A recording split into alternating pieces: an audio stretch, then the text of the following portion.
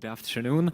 Alena said that it's her favorite topic. I have to say it's not my favorite topic, even though I decided to write a book about this, which I'm working on. And one of the reasons I don't like this topic is that because it's basically something that scares us. If we look at a picture of camera surveilling us, it's not a nice picture. It gives people chills and the panopticon effect. But I feel that it's important to understand it, and even in crypto space, very few people understand how financial surveillance actually works, what is being reported, who receives the information, and so on. So ever since maybe high school, I was fascinated by offshore companies and tax havens. In high school, I didn't have much income, so I didn't have many taxes to avoid. But I really liked the idea that there is a way out there how to avoid all these surveillance and taxation and kind of get a little bit of freedom. And one of the reasons that I start looking at financial surveillance is the backlash and the attempts to crush these tax havens. And actually, what I realized that the laws about international taxation didn't change that much recently. And how this fight against tax evasion actually works is through the banking system. So you can still start an anonymous company or at least a relatively anonymous company in one of these tax havens. This is my favorite, Panama City. Many of these buildings belong to banks. It's fairly developed. There are some countries that are not as developed as Panama. But basically, the way to start an offshore company is always the same. You can do it. It's doing business in a foreign country, which is still allowed. So you go, you register your company, you get your documents, and then you realize that it's very difficult to open a bank account for this company. And that's actually how the enforcement works. So we need to understand a few things about surveillance. I got this idea from Jonathan Logan's and Paul Rosenberg's book, the new age of intelligence, which I highly recommend to read. And the idea is this: so if we look at this castle, that's the enforcement agencies. These are the rulers, and we cannot see what's happening inside. It's just big building with walls, and we don't know what's going on inside, how it actually works. So you can imagine this is NSA or some tax office, financial police, and all these institutions. This is what we see. There's some institution, and we know that it's watching us. The view from the castle is very different. This is the view from the castle. If you stand up on the wall and you look down, you see everything. You see there's someone walking, they met, they probably had an affair. You can derive a lot of information about these people, even though you don't see what actually happened. So if two married people have an affair with someone else and they meet somewhere and then they get out and their hair is messy, you didn't need to actually see them having sex in a barn or somewhere else. You can derive, because you know a lot of information about people. You know, okay, this person is married, his wife is somewhere else, and so on. So the view from the castle has these properties. The only place where this analogy doesn't hold is that there is no more one castle. There are many organizations, and the question is how well they share the data, how well they cooperate.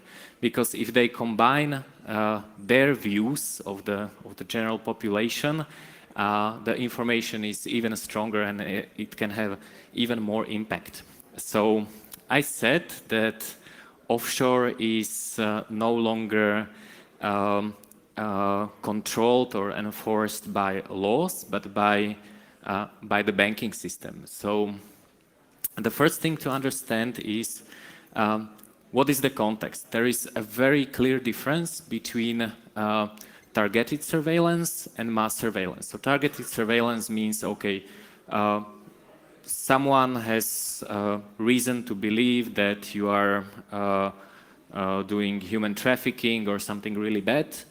They get a warrant, they come to your financial institution and they say, okay, there's a court order, the judge said you need to tell us information about this person. So that's targeted surveillance. Even in non-financial surveillance, this works pretty well and it will continue working. It is very hard to protect yourself against targeted surveillance. If you have your phone, it is usually using encryption, sometimes end-to-end encryption, which is very hard to crack on the mass scale. But what people or what these enforcement agencies can do is they can attack your phone specifically using zero-day exploit or installing a bug there or something like that. And then they can learn more about you. What I will be talking about here is mass surveillance, that is watching all people, like from the view from the castle, and deriving information about everyone. So it's very important that these are two very different ways on how to do surveillance. A lot of people say that I really like the graphics from this CCC conference, Nothing to Hide, which has a lot of censored context. I brought it up because of this issue with transparency. A lot of people say that if you're not doing anything wrong, you should not be hiding anything. And I believe that this might be true for governments and public institutions. Yes, they probably should be transparent so we can all check them. I'm not sure how well it works in practice, but that's something that we can strive for. But if it's my personal information and if I don't even do anything wrong, I might have, for example, bought cryptos in 2012. I might have bought 100 Bitcoin.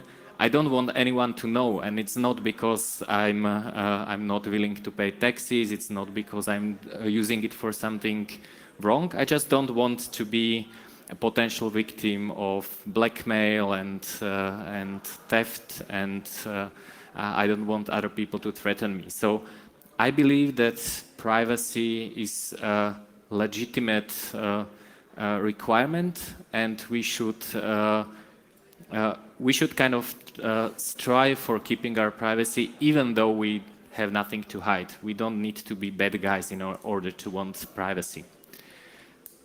So how does it work? Who is the police station in this? And I would like to start by a very interesting thought that I got from Robin Hanson's book, Elephant in the Brain. He was saying that in the US and some other countries, it is forbidden to drink alcohol in public. So you cannot just get a beer and walk around on the street. It's not the case in Czech Republic and Germany, at least not in practice. But what people do is they get a paper bag and they put the bottle with alcohol in the paper bag. It's still not allowed, and all the police know that you're drinking alcohol, because why would I drink my water out of a paper bag? Doesn't make any sense. What it does, it gives an excuse to police not to prosecute you.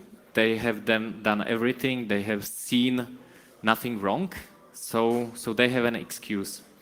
And this is interestingly how financial institutions work if they want you as a customer. So the states, the countries, they kind of want banks to enforce these anti-money laundering, anti-tax evasion, all these rules.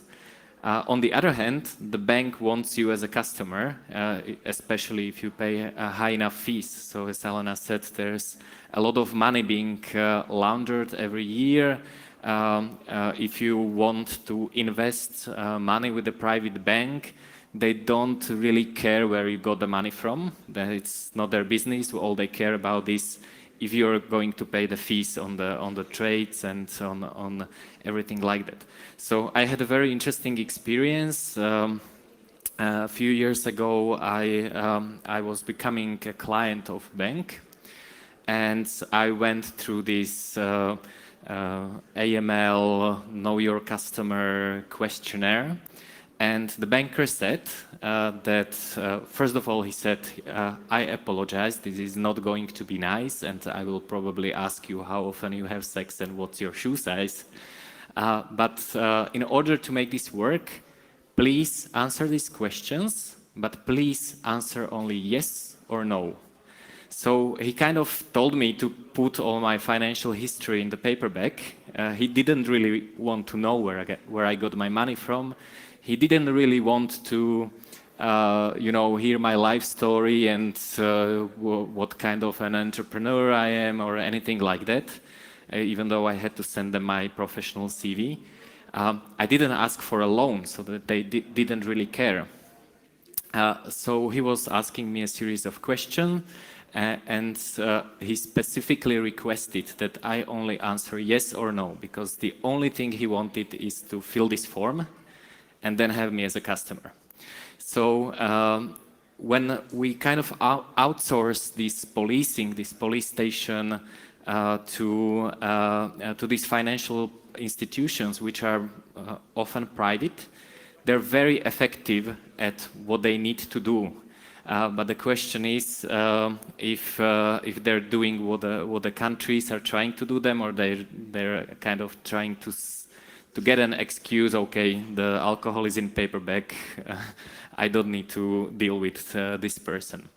So I'm going to, because it's very confusing. There are so many rules, there are so many reports, and no one actually knows what kind of information gets reported to who. There are public institutions, there are private institutions, and there are very interesting ways on how these rules are made. So first of all, there is Know Your Customer. Probably every one of you sadly had to go through one of these processes, and they're followed by all the financial institutions, including most crypto exchanges that deal with fiat currencies. So they want to know your identity, who you are. That is usually by showing some kind of ID card or passport or something like that. They need to internally determine the risk in terms of the tendency to commit money laundering. They are trying to create a customer profile, and they will monitor your transactions against expected behavior. So that's why a lot of financial institutions want to see account movements, account statements from the previous banking institution. They probably also want a letter of recommendation in order to see that you're just a regular customer, you're not weird in any way. Then they will probably ask you for a utility bill, which is a way to determine your residency. So tax residency is quite complex, and the rules about tax residency are not unified. But most countries, they want to know where you usually reside, and one of the ways that is plausible is by showing your electricity bill. So if you are living somewhere and you're paying for your electricity or other utilities, then you probably live there, and then you're probably a tax resident there. So that's interesting, and they sometimes want also your tax identification number, which is something that the government assigns to you.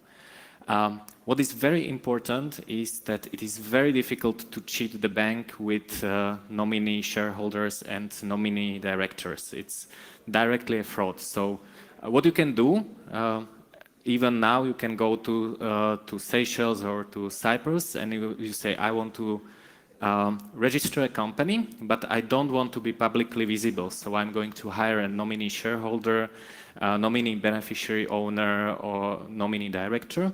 So these are the people who you probably never met, and they're registered on the business registry, and they're the face of the company in public. And they have a private contract with you, which says, okay, I am on the public business registry, but this person actually owns the company. If you go to a bank and you say, this is the real owner, they will kick you out immediately. Like they have a list of common nominee shareholders, and actually if you do it, you're committing fraud, which equals jail time in most countries. So even though you have this perfectly anonymous company, if you have a bank account, the bank knows who is the ultimate beneficiary owner, and they will report this information to your tax office, which we'll see later. So one way to do offshore these days is start a company in a tax haven, but don't have a bank account, only use crypto. So we will talk a little bit more about that. What is important, KYC is usually kept on a file, so this information is not directly sent anywhere. It is only available upon request, so it's targeted surveillance. The problem is that sometimes the result of this KYC is that the bank will not want you as a customer or the financial institution. There are watch lists. This is interesting and not many people know about it. Watch lists are these global lists of problematic people. One of them is called World Checks by Thomson Reuters. And they use several sources in order to compile this list. And some of the sources are not very nice. So for example, they've been known to use gossip media. So if some tabloid published a picture of you with a known terrorist or something like that, even though you just, went out of the bar and the person was standing there, they're likely to include this information in your World Check file. At least it happened a few times, and there are a few documented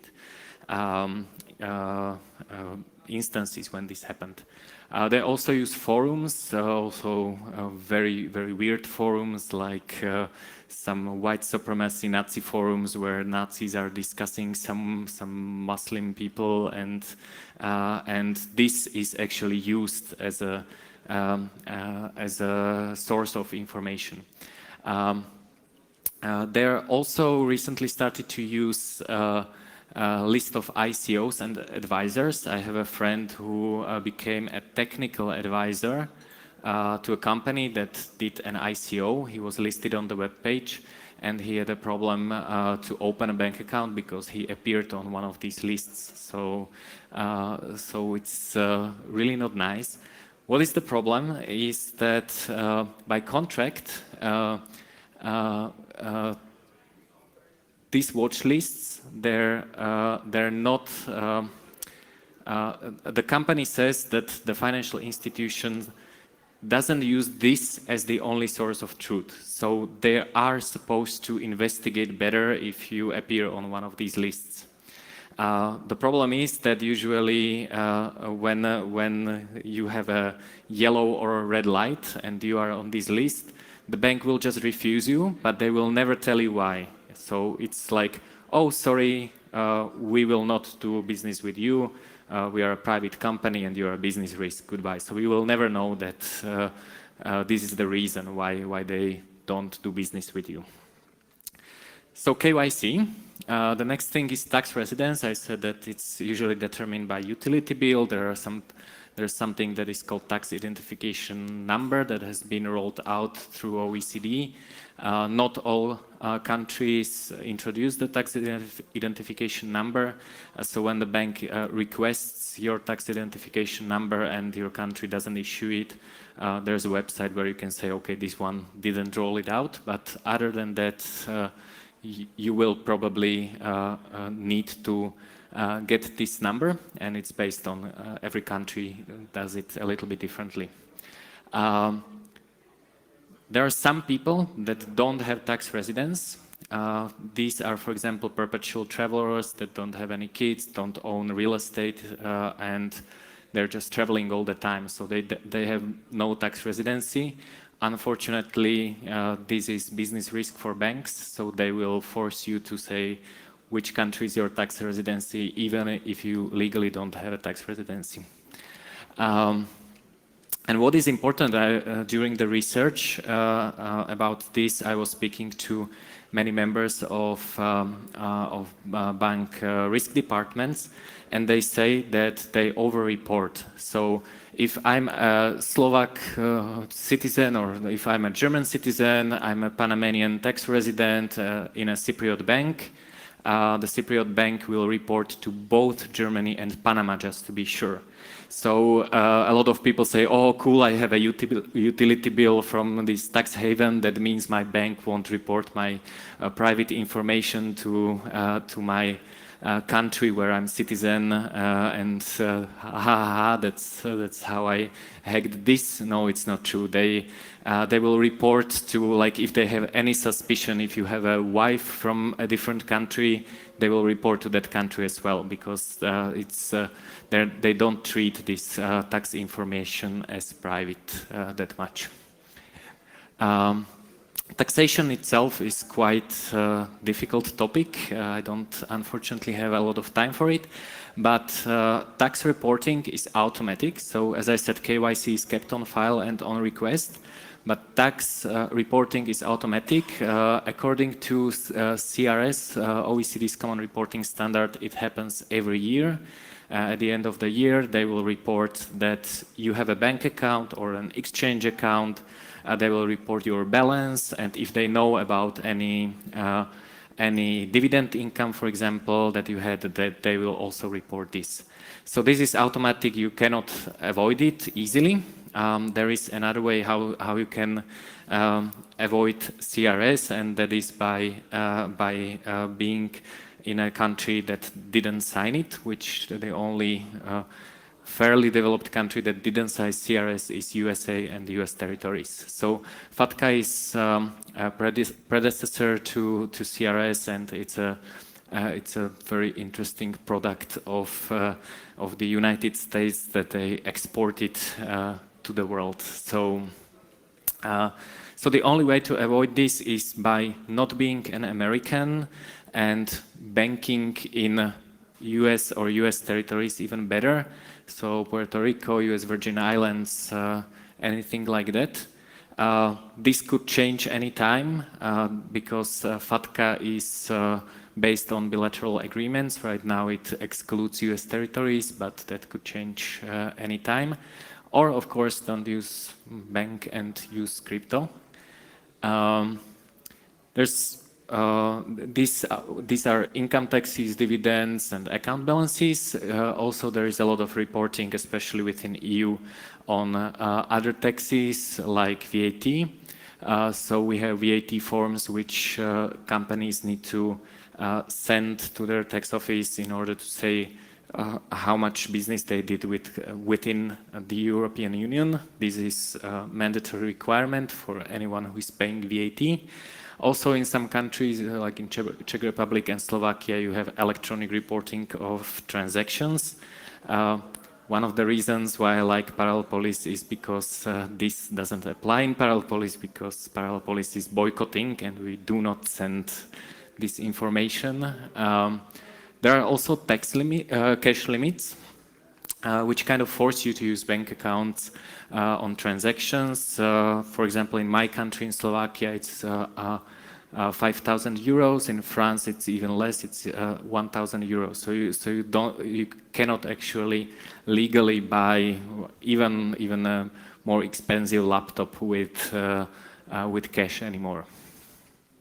Okay. So KYC, taxation, anti-money laundering, and source of funds. So this happens in two stages. The first stage is when you're opening your bank account. They want to know where you got your money from, how much will you be receiving, and what is the source? So is it a business activity? Did you inherit it, or any other form? Also, when you receive money and it's anything out of ordinary, so anything out of what you expected, then they will require some more information on incoming transactions. So many people think that it's difficult to send money. It is actually more difficult, especially in international banking, to receive money.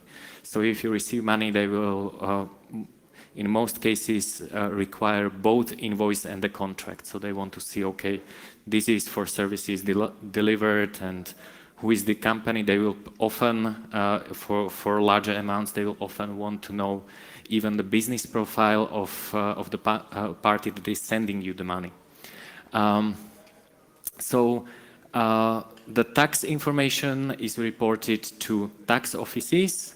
AML information is reported to financial police, which is a completely different organization with the same owner, which is the state, but it's a different organization. And they do not currently, at least in European Union, cooperate automatically. So if you have a bank in Cyprus and you do a suspicious transaction, they will report it to the financial police of Cyprus, even though you are from Czech Republic, let's say. The problem, which is also a feature a little bit, but I think it's more of a problem, there are no clear rules. So you cannot say, okay, if I do crypto transaction for 500 euros, I'm okay because that's below limit. No, if the system of the bank says that this is a risky transaction, then it will get reported and it can be even 100 euros. So there's no clear criteria. And another problem is a few people from the banking sector, they told me that the financial police is complaining that the banks are sending too little information. So the problem is that the banks have to over-report because they have kind of an informal quota. So if a bank is supposed to file 500 reports per year and they don't see any suspicious transactions, then they will need to report some that are not suspicious, so the financial police is happy. So this actually happened to one of the banks that I talked with. So you can be reported even though your transaction is perfectly okay, they have all documentation and you just kind of was picked because they need to fill the quota. It's interesting, the quota is also not public, so one of the bankers I was talking to, he said that first they were underreporting, so then they said, okay, fuck it, why should we be the police station? They're the financial police, let them investigate. And they sent every transaction to the financial police. And they immediately got a call and said, oh, why are you spamming us with transactions? We don't want so many transactions. So they kind of tried to see, okay, so what do you expect?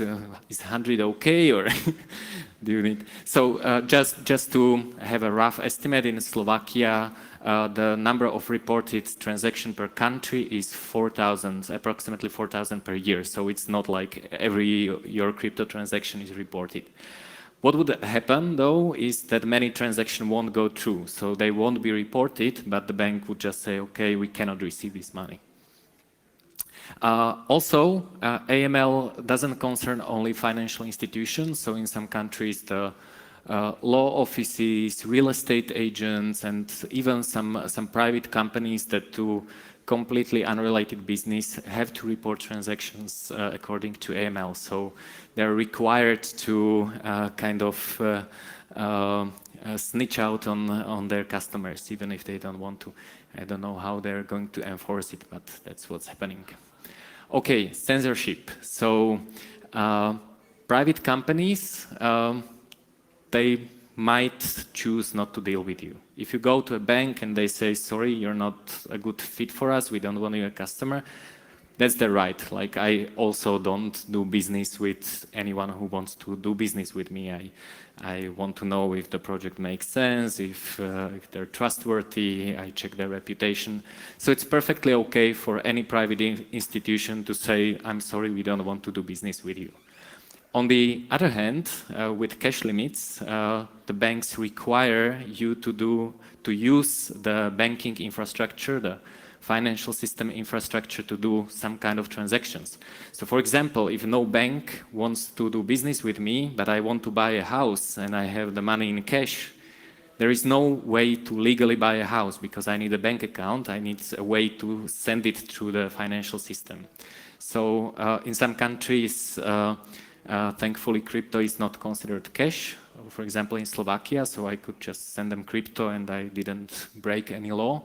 But there's some kind of catch-22 and no one is responsible. So governments say we don't want to regulate what private companies do, and then they say, okay, but you need to use these private companies for certain situations.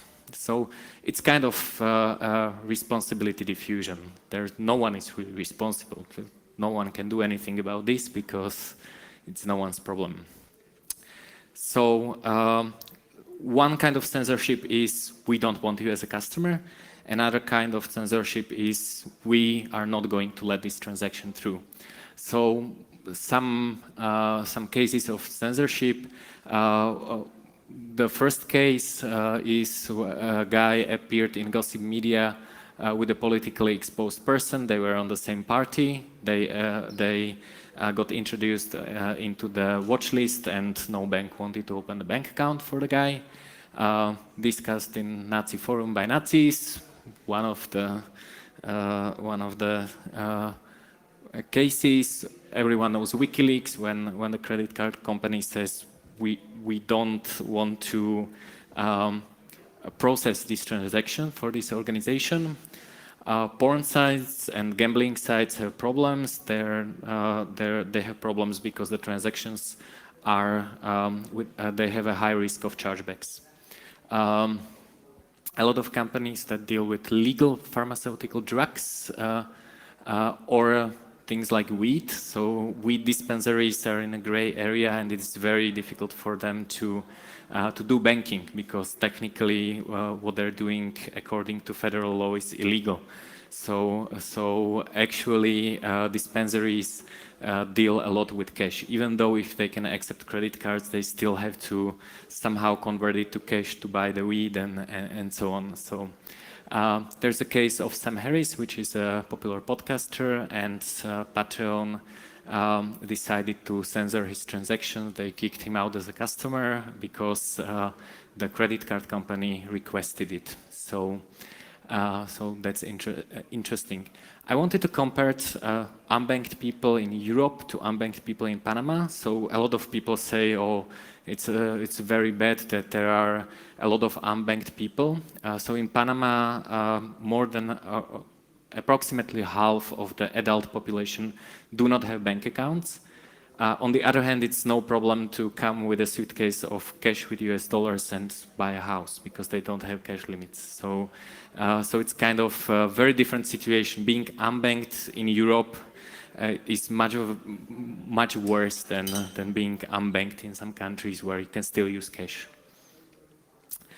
So banning of cash, it's according to World Bank, it is something that countries need to adopt in order to introduce negative interest rates. We already have negative interest rates, but if they become negative 3% or something like that, every sane person would say, okay, I'm not paying the bank to keep my money in the bank account. I will just withdraw anything, put it in the pillow or hide it under the bed, and there it's at least zero, not negative 3%.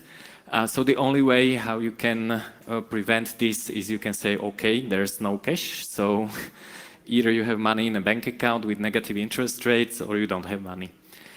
So this is an official document of World Bank. If the countries were to adopt negative interest rates, they recommend banning cash completely.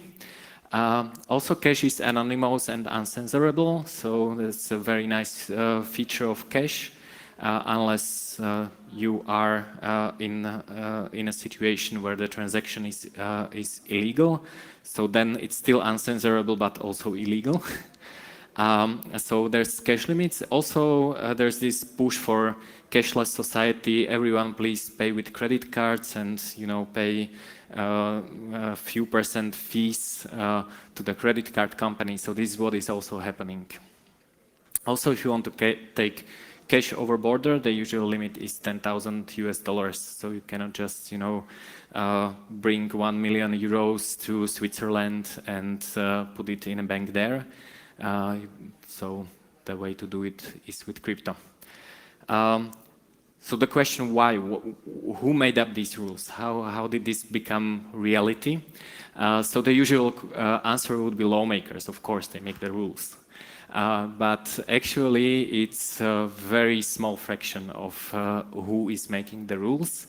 Also, there are financial institutions. They make their own rules because they don't want to be seen as bad actors. They want to seem as good members of the society, so they themselves introduce and they self-regulate. But the landscape is much wider. Of course, there is OECD. That's the invention of tax reporting. Common reporting standard is OECD, which is this international organization. What is less known is an organization called Financial Action Task Force, or FATF. The GAFI is the French translation. This is a small think tank of maybe less than 10 people sitting in the offices of OECD in Paris. So it's a private non-profit that writes most of international anti-money laundering regulations. They publish gray lists and black lists of countries. So this is very interesting because it's a networked enforcement. So if you are using international transfers, you want to know that you are dealing with a reliable partner. So if someone is sending you money to your financial institution, the receiving financial institution would ask, okay, what kind of rules do you follow? And there are some standards, and most, if not all, institutions follow these Financial Action Task Force rules. So these are recommendations. They are not legally binding. There's no parliament ever voting for these rules. They're enforced because they're enforced by this industry by spreading through network effects. That is also how USA is exporting their laws. FATCA, the tax reporting for Americans, is a US law. So why should Slovak, Czech, Panamanian, whatever bank enforce these rules? It's, you know, the US law. The US law is in the US. So what they did is they said, okay, all the financial institutions in US have to follow these laws. And also, if they do any transaction with any other institution, there are two options. One option is that the corresponding institution also follows these rules. So they also accept FATCA, even though it's outside of US jurisdiction.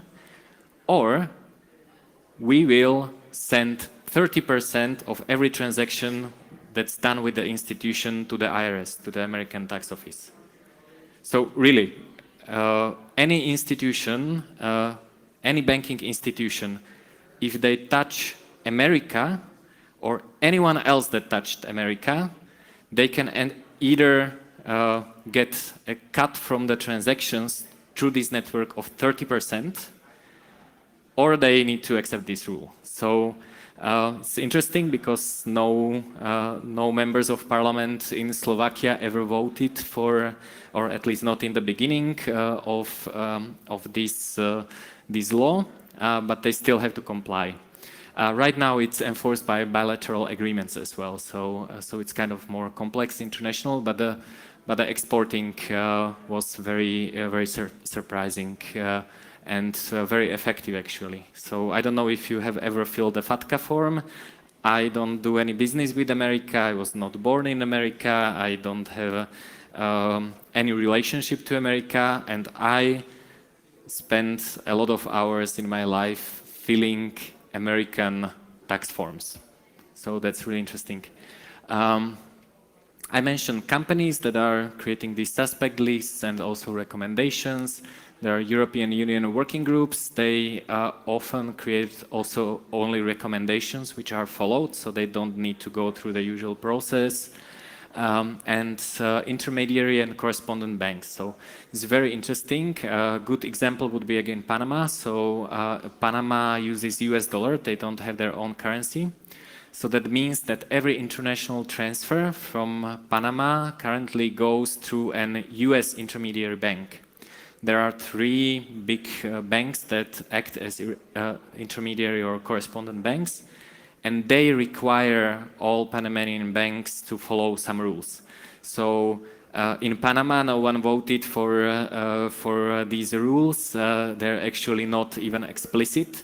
But if a Panamanian bank wants to, I don't know, if a Panamanian wants to buy fertilizer for their field from abroad, they will have to deal with the requests from some US intermediary bank, even though if they're not doing the business with the US directly.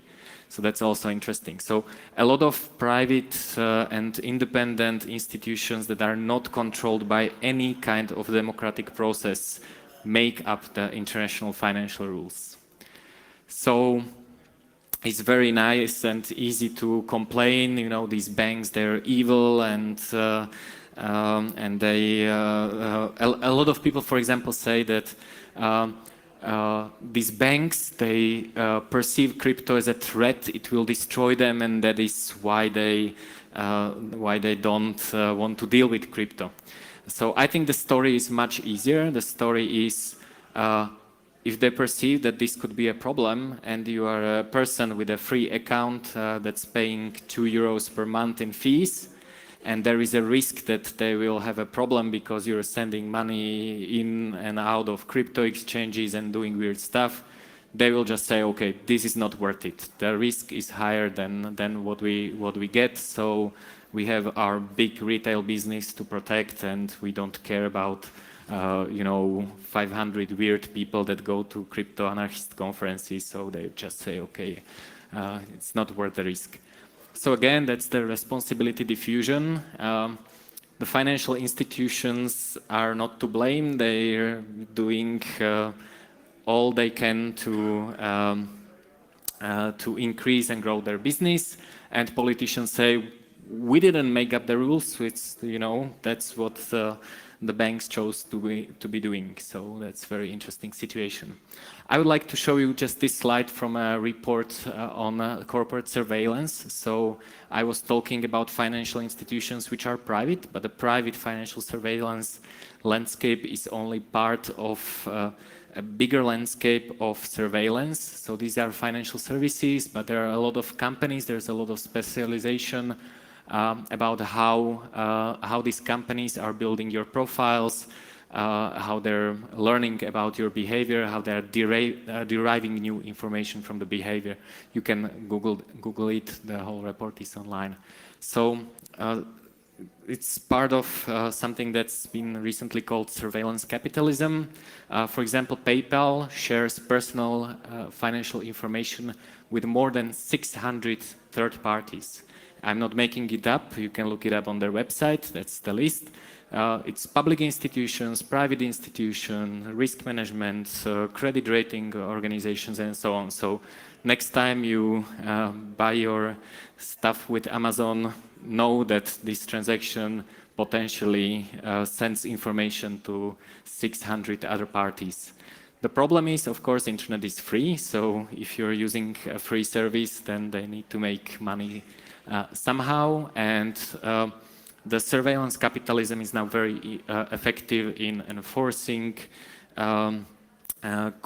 compiling this information, sharing it, and making money out of it. So if you're not paying for a service, then you're the product, and this landscape is really huge, and it's not only about what you do, but what you do says about you. So if I go to a website, I didn't tell anyone I'm a crypto anarchist, but if they see I read 5 crypto anarchist articles and then pay for a ticket to Prague during Hackers Congress, they safely know that I am. So what to do about it? First of all, you can use crypto instead of bank accounts. Also, you can use services like Lamium, which allow you to pay your invoices in a traditional banking without KYC, without registration, using crypto, using Bitcoin. Please use non-KYC exchanges, support them. There are many. HODL, HODL, and BISC are maybe the most interesting. You can use also ATMs here or anywhere else where they still function. You do not need to be exposed to crypto volatility. If the volatility of Bitcoin is not your thing, there are ways how you can avoid it. For example, you can enter a short on BitMEX perpetual swap, which will fix your dollar value of your coins and even get paid interest rate, which is currently around 10% PA. You can keep most of your coins safely in your hardware wallet.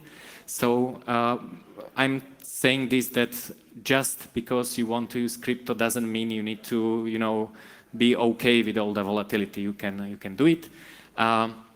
This all hurts surveillance capitalism, so there will be a backlash, but please do it. Pay for stuff. Free stuff means surveillance. Pay for good products and services.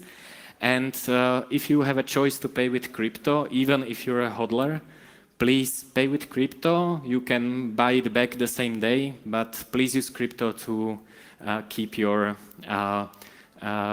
privacy. So I'm writing a book about this. There's just a template cover.